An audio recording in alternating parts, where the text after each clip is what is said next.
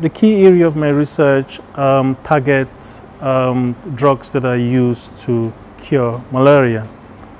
The parasite has become so wise that it is developing forms that resist this drug, and so it persists in the system for a longer time and cause greater disease. So what I'm trying to do is to use very sensitive methods to be able to identify and know how these kind of resistant parasites they emerge and how they spread within the community, because this has very important implications in how the parasite is the methods that we use to control the parasite or to control the disease actually in young people and in pregnant women. My postdoctoral research will target developing an assay that will be able to detect this drug-resistant parasite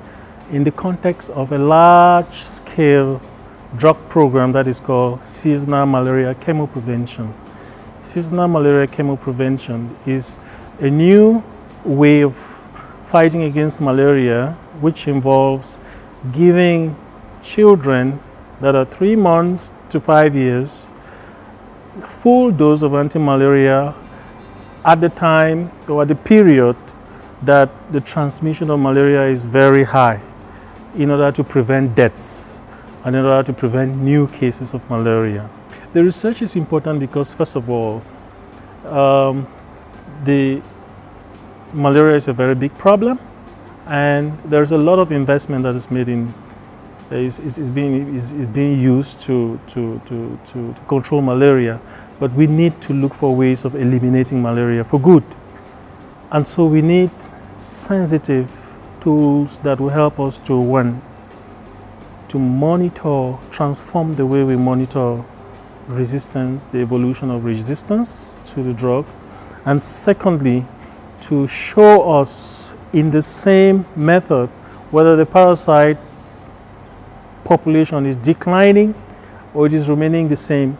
after all of these large investments. If we are able to show that the parasite population is declining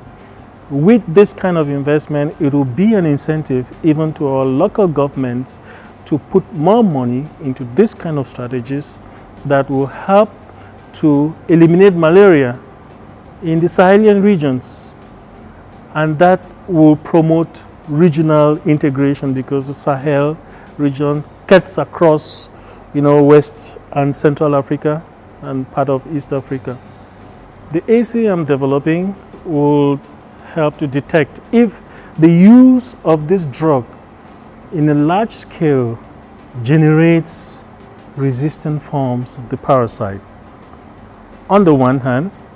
and if this strategy that has been shown to be a high impact strategy can also just end malaria for good. And so the assay will be able to detect the parasite, factors within the parasite that will show that the parasite is developing resistance, and will also detect specific factors in the parasite that shows that the parasite is actually disappearing. And if the parasite is disappearing with time, then we know this is a good thing. And so this large-scale drug program can actually be an incentive for many people to know that it's not only reducing death due to malaria, it's not only reducing the number of cases of malaria that we have, but it's also contributing to drive malaria away from the areas where malaria is a very big problem. The way we have designed our study, we have come up with close to 460 children that are going to be involved in the study. And they are going to come from the community. But in order for us to get 460 children to work with, we would have to screen close to 4,000 children and adults in order to arrive at 460 children that are infected with the parasite. These children are going to be part of the study, and we're going to use the samples in order to develop and validate our test, and then to use it further to know how prevalent these infections are. And after several years, we would also do the same thing, and then it's going to tell us whether it is increasing, or it is remaining the same, or it is decreasing. At the same time, simultaneously measuring whether the parasite is disappearing as they keep using this mass drug administration during the high transmission seasons in these Sahelian areas in Cameroon and in Senegal. The way in which we monitor drug resistance in malaria is important, because those who are buying this drug, they should be able to know that this drug is still effective for the control measure that they are using. If we alert them that the drug is no longer effective because